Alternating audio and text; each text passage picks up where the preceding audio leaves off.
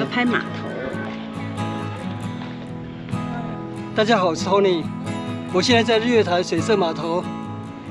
我们现在搭游艇游湖前往伊达邵，现在准备起航了。我们搭乘中午12点20分的班次。我们并不想起来穿戴的啊。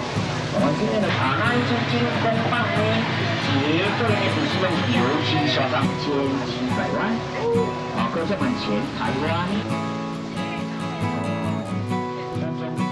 日月潭是台湾最大的天然湖泊，而湖中的拉鲁岛是兽族的祖灵地。康熙60年，蓝鼎元写的《祭水沙联》是日月潭最早的文献记录。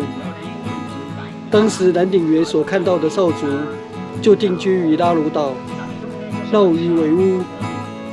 岛中央的山顶是兽族祖灵禁地，无人居住。蓝鼎元认为水沙连简直就像陶渊明笔下的桃花源。这样的桃花源世界，随着汉人筚路蓝缕，移起山林，而终究难以为继。时至今日，兽族人口仅剩数百人，成为台湾人口最少的少数民族。清代晚期，住在拉鲁岛的兽族受瘟疫肆虐，而迁离此岛，定居于日月潭湖岸。日本时代，日本政府兴建日月潭水力发电工程，并开凿隧道，从浊水溪上游5界引水进入日月潭，并在日月潭兴建水射坝及投射坝，使日月潭蓄水面积扩大，水位上升20公尺。拉鲁岛大部分土地被水淹没，仅剩顶部露出水面而已。昭和9年，日月潭水力发电厂完工，成为当时亚洲最大的水力发电厂。那你们这一船呢就没有？前面是玄光寺码头。日月潭的游湖行程是逆时钟的方式，从水社码头出发，先抵达玄光寺码头，然后再前往伊达邵码头。所以我们在这边暂时停留一下，现在接着搭船前往伊达邵码头。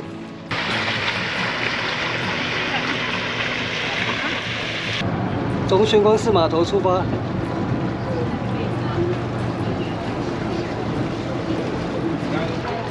今天日月潭的天气比较不好，不过整个气温也变得比较低，天气凉爽舒适。这一间叫做神站哪一班？我们就来搭哪一班就好了啊！非常的感谢你们的搭乘啊，谢谢你们啊！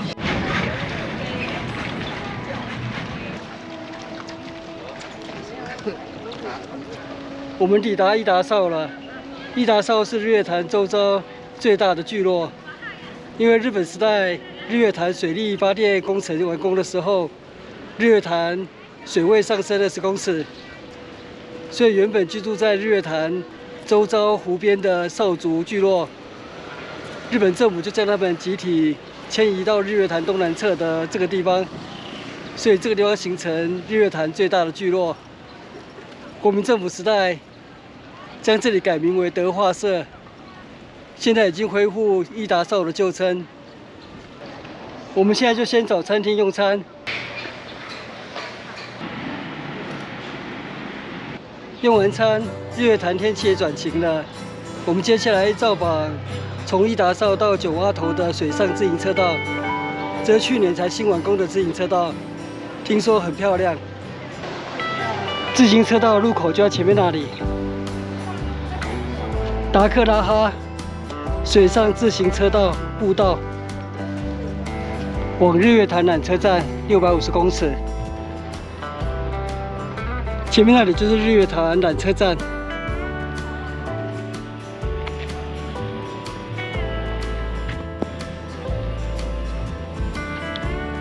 这一段自行车道、行人步道就是建筑在水面上。水上自行车道，这条水上自行车道建设的非常完善。如果将来整个日月潭环湖自行车道这么完善的话，那么我会考虑来环湖徒步旅行，应该有20几公里吧。上面那里是伊达邵清水步道，不过现在已经少有游客行走了。这条水上自行车道完工之后，大家应该都会走这一条。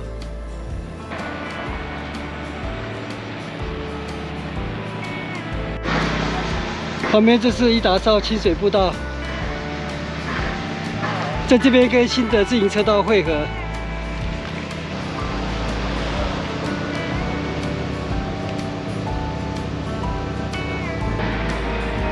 我们抵达日月潭缆车站，日月潭缆车站通往九族文化村。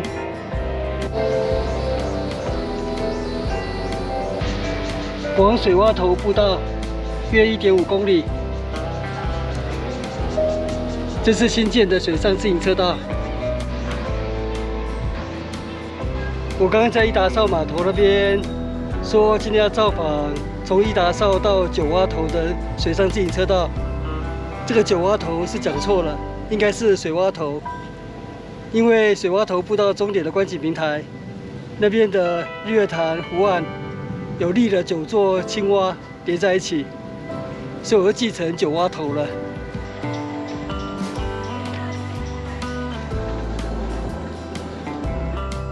前面有一座凉亭。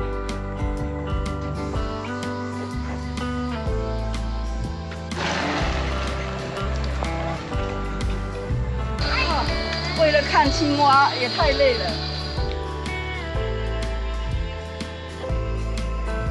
这条水上自行车道果然名不虚传，风景真的好美。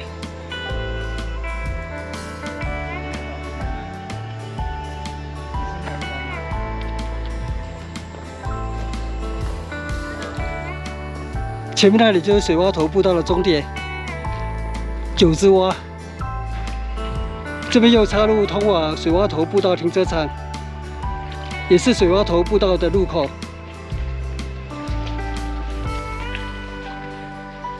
那我们现在走过来的这条水上自行车道是后来新建的，去年才正式完工。从伊达邵通往水洼头的步道终点九之洼。今天应该看不到9只青蛙了。9只蛙在前面那边，现在9只青蛙只露出2只青蛙，表示日月潭现在处于满水位。另外7只青蛙都沉没水中。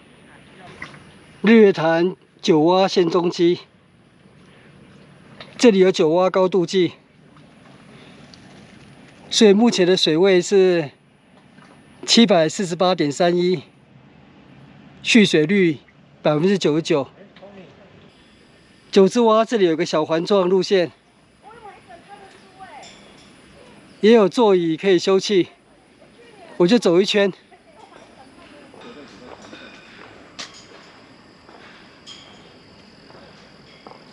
这是水洼头步道，所以自行车到这里，有些地方可能要牵的，然后衔接环湖公路，再继续下一段自行车的旅程。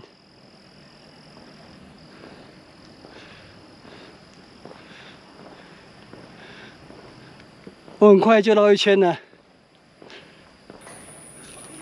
绕了一圈，我回到9只蛙了。好了，我们现在要告别9只蛙了，拜拜。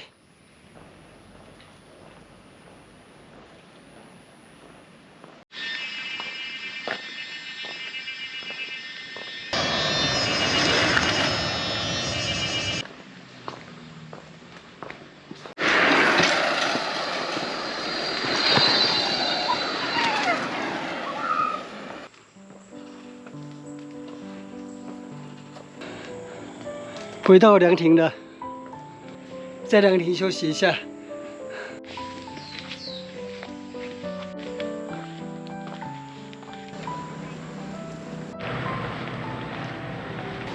回程差不多走了半个小时，回到日月潭缆车站了。现在继续走往伊达邵。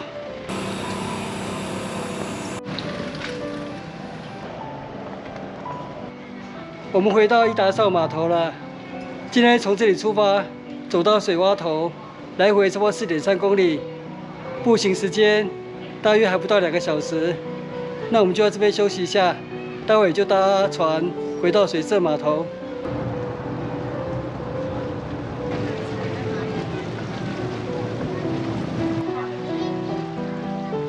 我们回到水社码头了。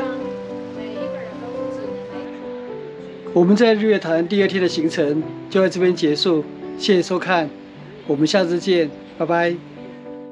影片下方的文字资讯栏里面有伊达邵水洼头水上自行车道路线的 Google 地图网址连结，欢迎您点选网址，打开地图作为旅行的参考。